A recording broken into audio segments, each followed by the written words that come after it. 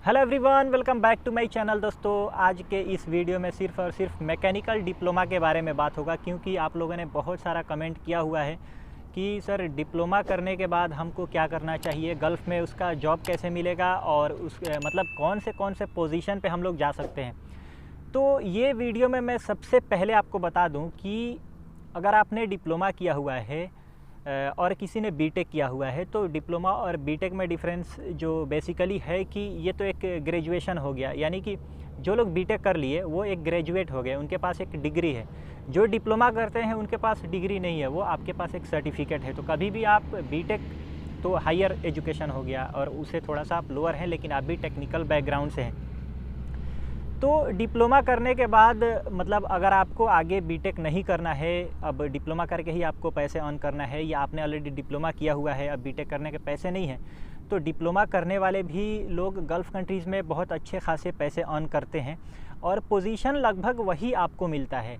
लेकिन अभी क्या है कि पहले का जो टाइम था, पहले लोग क्या करते थे कि जो लोग डिप्लोमा किए हुए थे उसका वैल्यू बहुत ज़्यादा होता था, क्योंकि पहले मैट्रिक भी लोग बहुत कम ही किए होते थे। जो लोग मैट्रिक कर लिए, किसी कंपनी में गए, मैनेजर को पता चला कि इसने मैट्रिक किया हुआ है, तो उसको मतलब थोड़ा टेक्निकल में ही अच्छा पोजीशन दे दिया जाता था।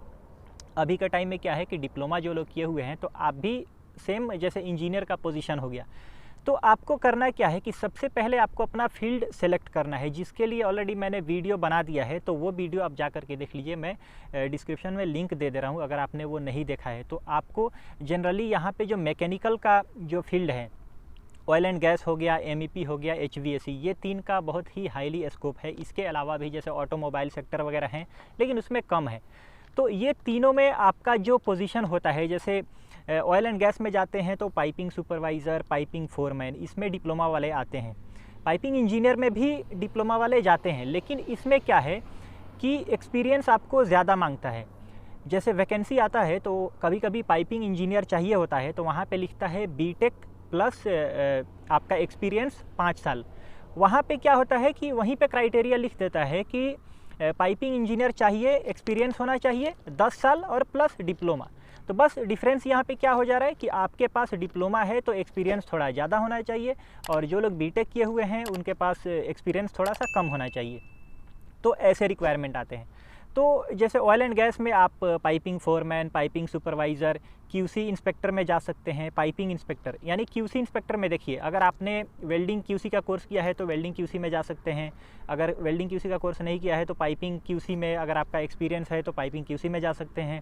और इसके अलावा पेंटिंग क्यूसी का कोर्स कर लेंगे तो पेंटिंग इंस्पेक्टर में जा सकते हैं। अब इसके अलावा पाइपिंग सुपरवाइज़र का कोई कोर्स का ज़रूरत नहीं है, या पाइपिंग फोरमैन के लिए आपके पास ओनली डिप्लोमा और प्लस एक्सपीरियंस होना चाहिए। और उसके बाद प्लानिंग में हो सकता है कि आप जा सकते हैं। तो प्लानिंग में जाने के लिए आपके पास सिर्फ एक्सपीरियंस होना चाहिए और कुछ कोर्सेज़ होते हैं। तो स्टार्टिंग में कोई कोर्स का ज़रूरत नहीं है, बाद में चल के आपको और ऊपर जाना है तो उसके लिए पीएमएस का, जैसे प्रोजेक्ट मैनेजमेंट का जो कोर्स होता है, कोई ख़ास नहीं लगता है। आई थिंक 30-35 हज़ार या 40 हज़ार रुपया इंडिया का लगता होगा, तो वो कोई भी कर सकता है। तो प्लानिंग में भी आप जा सकते हैं। इसके अलावा जैसे क्वांटिटी सर्वेयर हो गया, कि क्वांटिटी सर्वे क्यूएस में भी लोग जाते हैं। तो उसमें बीटेक वाले भी होते हैं, डिप्लोमा वाले भी होते हैं। तो ऐसा कुछ नहीं है कि डिप्लोमा किए हैं तो आपका कौन सा पोजीशन पे जाएंगे, सेम पोजीशन पे जा सकते हैं। ठीक है, वही है कि आपका एक्सपीरियंस थोड़ा ज़्यादा होना चाहिए। कहीं कहीं पे, यानी कुछ कंपनियों में क्या होता है कि जो लोग बीटेक किए हुए होते हैं तो वहाँ पे मेंशन कर दिया होता है कि जैसे मान लीजिए क्यूए क्यूसी इंजीनियर का पोजीशन जो होता है, या प्लानिंग इंजीनियर का पोजीशन हो गया, या पाइपिंग इंजीनियर, जैसे एक पाइपिंग सुपरवाइज़र हो गया और इंजीनियर हो गया। तो किसी कंपनी में जैसे पाइपिंग इंजीनियर का जो वर्ड आ जाता है ना, तो वहाँ पे वो लोग सिर्फ और सिर्फ बीटेक वाले को लेते हैं। तो ये कभी कभी किसी किसी कंपनी में होता है, लेकिन जनरली ऐसा नहीं है कि डिप्लोमा वाले को नहीं लेते हैं, डिप्लोमा वाले को भी लिया जाता है। अब उसके बाद बात करते हैं डिज़ाइन का। तो डिज़ाइन का तो एक अलग ही फील्ड है। मतलब डिज़ाइन में अगर आपको ऑयल एंड गैस में जाना है तो पहले जैसे बेसिक जो जैसे ऑटोकैड हो गया या जो सॉलिड वर्क्स हो गया, तो ये बेसिक जब आप पढ़ाई करते हैं उसी टाइम में किए रहते हैं। इसके अलावा जो एडवांस आपको डिज़ाइन का कोर्स आपको करना है, सॉफ्टवेयर का कुछ कोर्स होता है, तो वो पता करके आप कर लीजिए। मैं उसके लिए अलग से वीडियो बनाऊंगा डिज़ाइन के लिए, क्योंकि फिर उधर मैं चला जाऊंगा। एक जनरल मैं आपको इन्फॉर्मेशन दे रहा हूँ, फिर डिज़ाइन में मैं घुस जाऊंगा तो फिर बहुत लंबा हो जाएगा। तो जनरल जो डिज़ाइन का जो कोर्स है बाद में आप कीजिए, स्टार्टिंग में जैसे ऑटोकैड, सॉलिडवर्क्स, ये बेसिक आपको आना चाहिए। जैसे जैसे आपका एक्सपीरियंस होगा, अगर डिज़ाइन में ही आप घुस गए तो बाद में गल्फ़ के लिए भी, हालांकि डिज़ाइन का थोड़ा कम रिक्वायरमेंट आता है, ये ऑलरेडी मैंने बताया है, क्योंकि डिज़ाइन का जो कंसल्टेंट होते हैं बहुत कम कंपनियां होती है, हर कंपनी में डिज़ाइन वाले को रखना पॉसिबल नहीं है। तो डिज़ाइन का सैलरी अच्छा होता है लेकिन थोड़ा सा रिक्वायरमेंट कम आता है। और HVAC में अगर आप जाते हैं तो उसमें भी जैसे HVAC फोरमैन या सुपरवाइज़र या इंजीनियर, तो डिप्लोमा वाले इसमें जा सकते हैं। स्टार्टिंग में आपको फ़ायदा यही होता है कि बहुत जल्दी जाना है तो कम टाइम में आपको अचीव करना है, तो HVAC टेक्नीशियन में घुस जाइए और बाद में फोरमैन में या सुपरवाइज़र में वैकेंसी आता है तो उसमें जाइए। उसके बाद MEP आता है, MEP में भी जैसे आप MEP में जा सकते हैं, टेक्नीशियन लेवल का, जैसे प्लम्बर होते हैं उसमें। तो प्लम्बर में तो अब डिप्लोमा किए हैं तो डिप्लोमा वाले क्या होते हैं कि टेक्नीशियन में भी जाते हैं। तो शुरू में अगर आप टेक्नीशियन में जाते हैं, लेकिन आपका एम होना चाहिए कि आगे चल करके मुझे अच्छा पोजीशन पे जाना है, तो ये सोच के आपको ये नहीं होना है कि मैं टेक्नीशियन में क्यों जाऊंगा। टेक्नीशियन में जाने के बाद आपका जो मेन टारगेट है कि आगे चल करके हमको अच्छा पोजीशन पे जाना है, तो टेक्नीशियन में जाके काम सीखिए और फिर आगे धीरे धीरे जैसे जैसे अपर लेवल का पोजीशन होता है वो आपको पता चलते जाएगा। ऐसा नहीं है कि सारा कुछ आप वीडियो देख करके एक ही बार में पहुंच जाएंगे। आपको एक रास्ता सेलेक्ट करना है, एक एम आपको होना चाहिए कि हमको इसमें जाना है, वो टारगेट रखिए और एंट्री करने के लिए सोचिए। तो एंट्री करने के लिए ऑलरेडी मैंने वीडियो बना रखा है, वो जा कर के आप देख लीजिएगा कि फ्रेशर हैं तो आपको क्या करना चाहिए।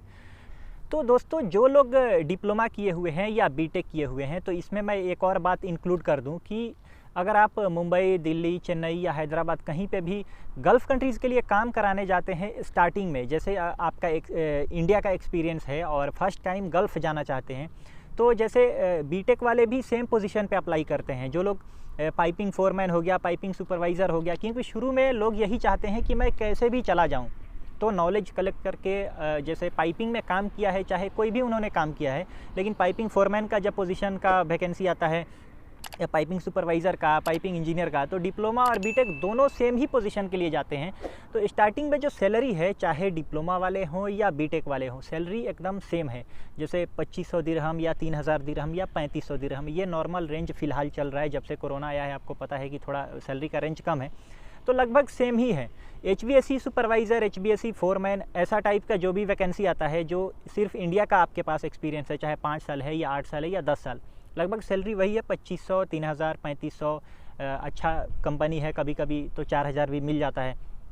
दोनों का, चाहे आप बीटेक किए हुए हैं चाहे डिप्लोमा किए हुए हैं, जो आपका सैलरी है स्टार्टिंग में, ऐसा नहीं है कि जिसने बीटेक किया है ज़्यादा, एकदम नॉर्मल सेम है। अब जब एक्सपीरियंस बढ़ता है तब अलग अलग सैलरी डिवाइड होने लगता है। जैसे जैसे एक्सपीरियंस डिप्लोमा वाले को भी होगा, तो मान लीजिए आप डिप्लोमा किए हैं तो आपका 5 साल एक्सपीरियंस हो गया, जिसने बीटेक किया उसका भी 5 साल हो गया, तो भी कोई ख़ास डिफरेंस नहीं रह जाता है। ये मतलब ज़रूरी नहीं है कि बीटेक वाले का बहुत ज़्यादा सैलरी हो जाएगा, डिप्लोमा वाले का कम होगा।